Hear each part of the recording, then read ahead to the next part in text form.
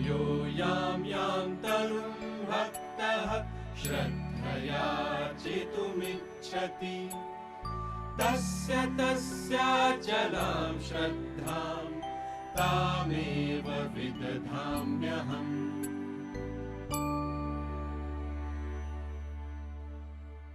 कोई भी भक्त किसी भी रूप में श्रद्धा के साथ उपासना की इच्छा करता है तो ईश्वर उसी श्रद्धा को दृढ़ और अडिग बनाता है। जहांपना 2 लाख रुपए पिछले महीने मदरसों और संस्कृत पाठशालाओं को वजीफे के तौर पर दिए गए। जहांपना बीरबल घर पर नहीं है, वो मंदिर गए हुए हैं। दिन चढ़ाया है और बीरबल की इबादत अभी तक खत्म नहीं हुई। जहांपना बीरबल ने संदेश भिजवाया कि उन्हें आने में थोड़ी देर लगेगी। इस समय वो कहाँ है? थोड़ी देर पहले वे विष्णु के मंदिर में थे, फिर वे शंकर के मंदिर में जाएंगे, उसके बाद राम, फिर कृष्ण और फिर दुर्गा। टोडरमल, तुम्हारे यहाँ इतने देवी देवता क्यों हैं? इस बात पर मैंने कभी विचार नहीं किया जहांपना। मैं तो हिसाब किताब में ही उलझा रहता हूं। आप बीरबल से ही पूछिएगा। खान खाना हुजूर, वो कबीर साहब ने क्या कहा है? पाहन पूजे हरि। हुजूर, पाहन पूजे हरि मिले तो मैं पूजूं पहाड़, घर की चाकी कोई न पूजे पीस खाए संसार। गुस्ताखी माफ हुजूर, कबीरदास ने यह भी कहा है, काकड़ पाथर जोड़ के मस्जिद दिया बनाए, ता चढ़ी मुल्ला बांग दे, क्या बहरा हुआ खुदा है।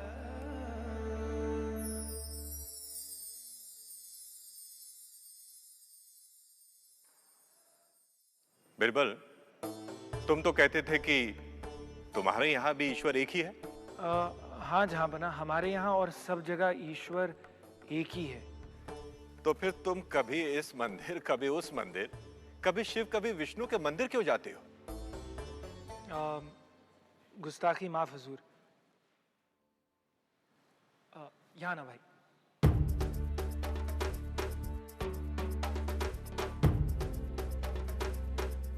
ये संतरी के सर पर क्या है हुजूर?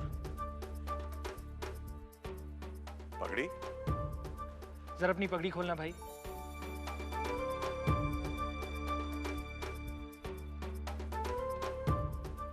अब इसे अपनी कमर में बांधो।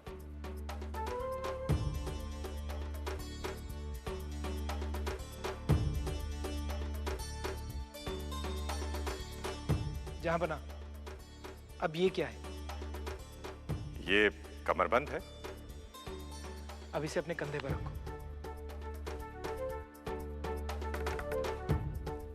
अब ये क्या है जहांपना? ये अंगरखा है। पर ये है क्या? यानी? जहांपना, इसे जैसे चाहो पहन लो, ये कपड़ा ही है। पगड़ी, कमरबंद, अंगरखा जैसे कपड़ा ही है, वैसे ही जिससे हमारे संसार का ताना बाना बुना गया है वो एक ही है, वो ब्रह्म ही है। आध्यात्म की भाषा में जिसे ब्रह्म या सत्य कहते हैं, धर्म की भाषा में उसे ईश्वर या खुदा कहते हैं। बीरबल, तो फिर मुझे वो दिखाई क्यों नहीं देता, जबकि मैं ये कपड़ा देख सकता हूं? जहांपना, आप हुक्मरान हैं, मुल्क में आपकी हुकूमत चलती है। हुक्मरान दिखाई देता है, पर हुकूमत की कोई सूरत नहीं होती बीरबल। वो तो मुल्क के कानून, इंतजाम, सिपाही, कारिंदों और शाही दफ्तरों में महसूस की जा सकती है। ठीक वैसे ही जहांपना, उसकी हुकूमत प्रकृति के नियमों में और शरीर में चेतना के रूप में रहती है। तो फिर हुक्मरान कहाँ है? कुछ लोग उसे सृष्टि के हर रूप में देखते हैं जहांपना। और जो उसे नहीं देख पाते? जो उसे हर वस्तु या व्यक्ति में नहीं देख पाता, उसे ईश्वर के किसी रूप की उपासना करने की सलाह दी जाती है। जहांपना, जैसे सूरज अपने सही समय पर उगता है, हवा बहती है, चिड़िया चहचहाती है, पौधे लहलहाते हैं। किसकी हुकूमत से? मंदिर की वो मूरत उसी ब्रह्म की सूरत है। बीरबल, पर जब ईश्वर एक ही हैं, तो इतनी सारी सूरतों की क्या जरूरत है? जहांपना जैसे आपकी एक व्यवस्था है वैसे उसकी भी एक व्यवस्था है।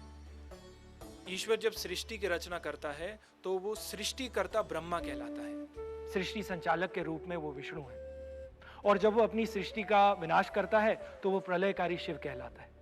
इसका ये मतलब नहीं कि वे तीनों अलग अलग हैं, बल्कि वे तीनों उसी ईश्वर की शक्ति की भिन्न भिन्न अभिव्यक्ति हैं। जहांपना कुछ लोग उस ईश्वर की स्त्री रूप में उपासना करते हैं तो वो देवी कहलाती है, कोई उसकी मातृ रूप में उपासना करता है तो कोई जगत पिता के रूप में, कोई मित्र और सखा के रूप में तो कोई प्रिय के रूप में, कोई पेड़ के रूप में तो कोई पशु के रूप में। जाकी रही भावना जैसी प्रभु मूरत तिन देखी वैसी। जिसे जिस रूप ने आकर्षित किया उसने उसी रूप में ईश्वर की आराधना की। एकम सत विप्राह बहुधा वदंती। सत्य एक है, विद्वान उसे भिन्न भिन्न नामों से पुकारते हैं। बात अब कुछ कुछ समझ में आ रही है। जहांपना अगर बुरा ना माने तो आज मंगलवार है, मैं हनुमान जी के मंदिर हुआ हूं। रसिकों, छांदोग्य उपनिषद की घोषणा है कि जब आरंभ में कुछ नहीं था तो केवल ब्रह्म ही था। सूत्रधार, सूत्रधार। देवता, अभी आपके प्रवेश का समय नहीं हुआ, आप पहले पधार गए। इस समय मैं देवता नहीं अभिनेता हूं, और अब आ ही गया हूं तो पूछ कर जाऊंगा। पूछो। मैं क्या हूं यह तो समझ में आ गया, पर मैं कहां हूं? मैं मंदिर में हूं या मंदिर मुझ में है? देवता, आप अपने भवन में पहुंचिए। आगे की कथा में मैं आपको बताता हूं कि आप कहां हैं। इस मंच के ब्रह्म तुम हो, इसलिए तुम्हारी बात मानकर जा रहा हूं। रसिकों, ईश्वर यदि सृष्टि का संचालक है तो सूर्य, चंद्र, अग्नि आदि देवता विभागों के अध्यक्ष हैं। वे इस ब्रह्मांड में व्याप्त व्यवस्था के लिए जिम्मेदार हैं। इन्हें हम अधिष्ठान देवता भी कहते हैं, क्योंकि देखने, सुनने, ग्रहण करने आदि की क्रियाएं इन्हीं से संचालित होती हैं। जैसे कि दृष्टि का अधिष्ठान देवता सूर्य है, क्योंकि प्रकाश के बिना देख पाना संभव नहीं। ठीक उसी प्रकार श्रवण का अधिष्ठान देवता दिग्देवता है, क्योंकि आकाश के बिना ध्वनि की तरंगों का प्रवाहित होना संभव नहीं। उसी प्रकार प्रत्येक इंद्रिय का अधिष्ठान देवता उन्हें उनके कार्य की शक्ति और ऊर्जा प्रदान करता है।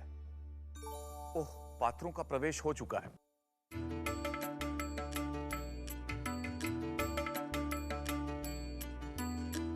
दूध पियो नंद लाला, दूध पियो नंद लाला,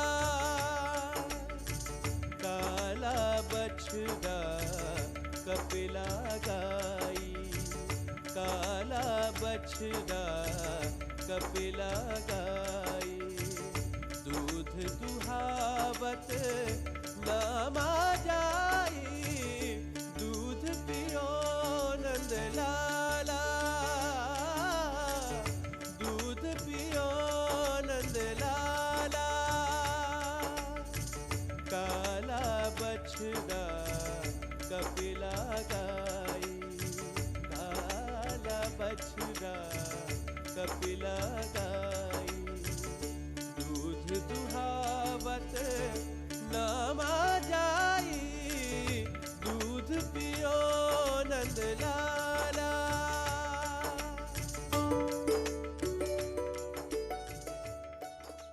गोरा, मैं आज तक ये समझ नहीं पाया कि तुम घड़ों को आग पर तपाने के बाद ये कैसे जांच कर पाते हो कि वो पक गए हैं या नहीं। घड़े को परखने के लिए कौन सी बड़ी कला चाहिए ज्ञानदेव? बस अभ्यास है। एक छड़ी लेकर मैं इन घड़ों को ठोकता हूँ और उससे जैसा सुर निकलता है हम कुम्हार समझ जाते हैं कि घड़ा पक्का है या कच्चा। तो हमें ठोक कर बताओ कि हम में से कौन कच्चा है और कौन पक्का। हम भी तो ब्रह्म के ही पात्र हैं। लो, अभी बताए देता हूँ।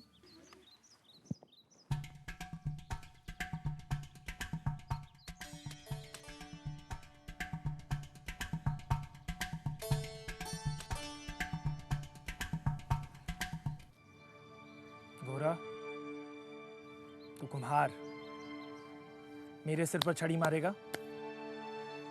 तूने मुझे मिट्टी का घड़ा समझ रखा है?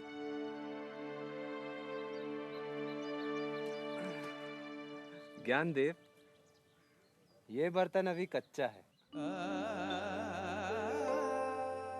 और नामदेव गोरा कुम्हार ज्ञानदेव और दूसरे संतों के बीच से उठकर चल दिए, सीधे पहुंचे पंढरपुर के विट्ठल मंदिर।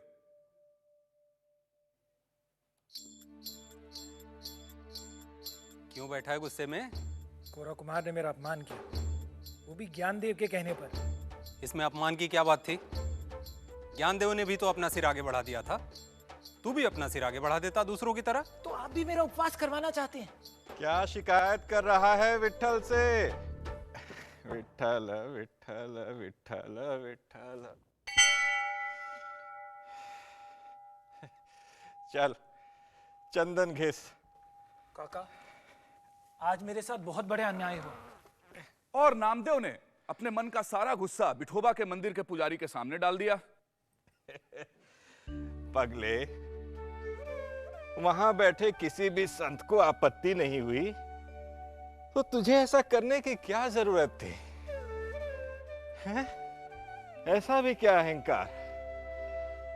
गोरा कुम्हार अहंकार को ही तो ठोक बजाकर देख रहे थे। पर आप किसकी तरफ हैं, मेरी या उनकी? मैं किसी और नहीं हूं। गोरा और ज्ञानदेव मुझसे पक्के हैं। ज्ञान में वो तुझसे पक्के हैं, विट्ठल की भक्ति में वो मुझसे आगे हैं। अपने ज्ञान और भक्ति का यह अहंकार ही तुझे कच्चा बनाता है। गोरा और ज्ञानदेव में ज्ञान, मान और अपमान का अहंकार नहीं है। नामा, तुझे किसी अच्छे गुरु की जरूरत है। मेरी मान, विसोबा खेचर के पास जा, तेरा भला होगा। और सुन, मेरे लौटने तक आरती की तैयारी कर। विट्ठल विट्ठल।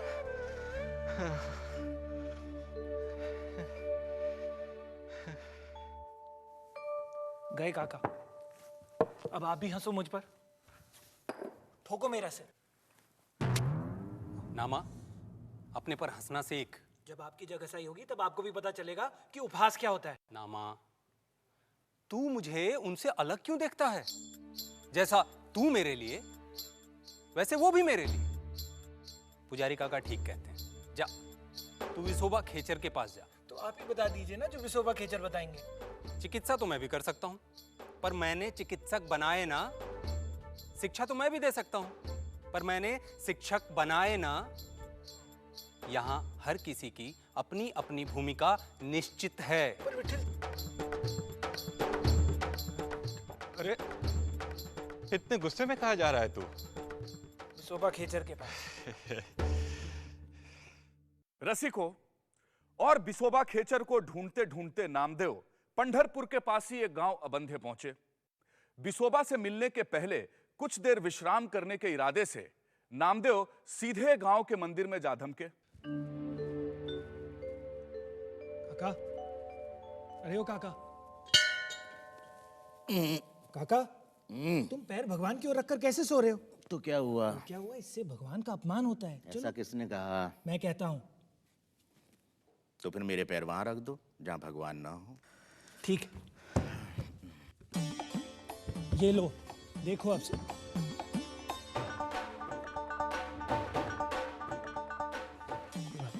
ठीक है, यहाँ अरे सो जाओ। क्या हुआ? मुझे तो हर जगह भगवान ही दिखाई दे रहे हैं। तो अब मेरे पैर कहाँ रखेगा? मेरे सिर पर। रख।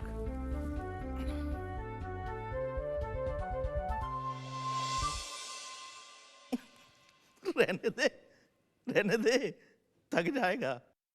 छोड़। जब भृगु ने विष्णु के सीने पर लात मारी तो उन्हें बुरा नहीं लगा।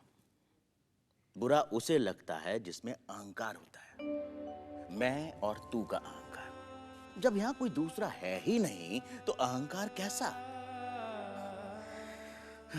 कौन है तू? मैं और यहाँ क्या ढूंढ रहा है? मैं नामदेव हूँ और यहाँ गांव में बिसोबा खेचर को ढूंढने आया हूँ। मैं ही विसोबा खेचर हूँ। बिसोबा? बोल, क्या चाहिए? बिसोबा, मुझसे गलती हो गई बिसोबा। पगले, न भगवान का अपमान होता है, न उन पर कूड़ा फेंकने से वे मलिन होते हैं। मूर्ति के टूटने से भगवान नहीं टूटते।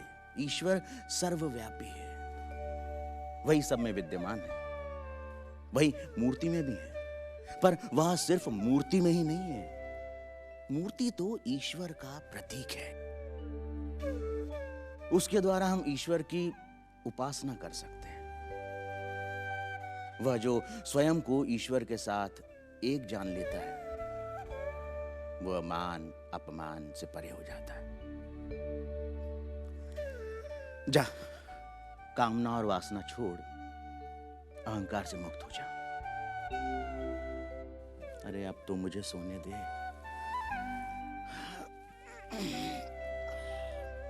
आत्म अनुभूति के उस क्षण ने नामदेव के जीवन की दिशा बदल दी। पेशे से दर्जी नामदेव बाद में भारत और महाराष्ट्र की भक्ति परंपरा का महत्वपूर्ण हिस्सा बने।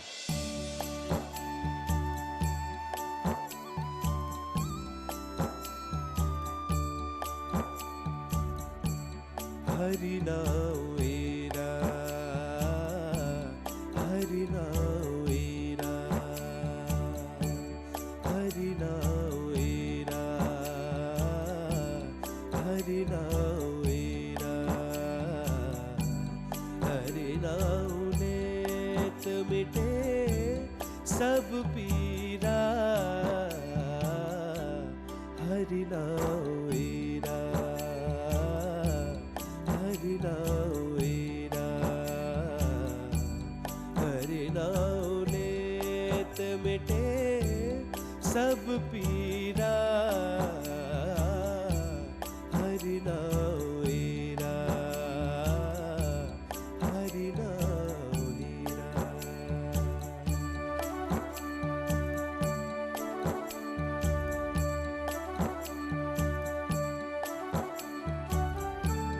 हरि नाम जाति, हरि नाम पाती, हरि नामा, नाम।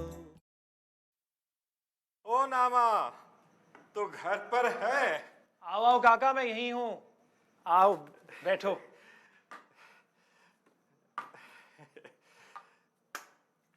पांच दिन हो गए, तो मंदिर भी नहीं आया? बहुत सारा काम था काका, कपड़े सीने थे। मंदिर आने के लिए भी समय नहीं था? नहीं काका, मंदिर भी आऊंगा। और फिर विट्ठल कहाँ नहीं है? पहले जब हर रोज मंदिर आता था तो सोचता था कि विट्ठल मंदिर में ही है। अब खुले आकाश में भी वही दिखाई देता है, पेड़ पौधों और फूलों में भी वही दिखाई देता है। अब मुझे हर रूप, हर जीव, हर जगह विट्ठल ही दिखाई देता है। काका, अब मुझे पूरा संसार उसी का मंदिर दिखाई देता है।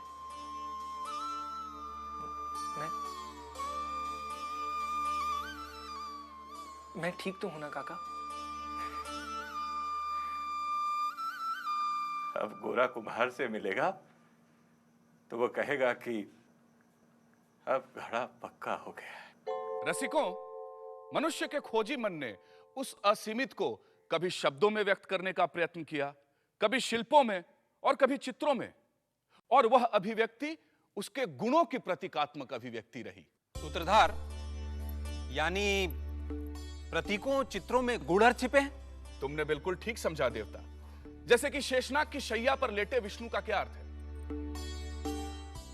तुम ही बताओ। संस्कृत भाषा में शेष का एक अर्थ सांप भी होता है। जो सब कुछ समाप्त हो जाने के बाद भी रहे, वह भी शेष। जिसे हम दूसरे अर्थ में समय भी कह सकते हैं, वह सब कुछ समाप्त होने के बाद भी शेष रहता है।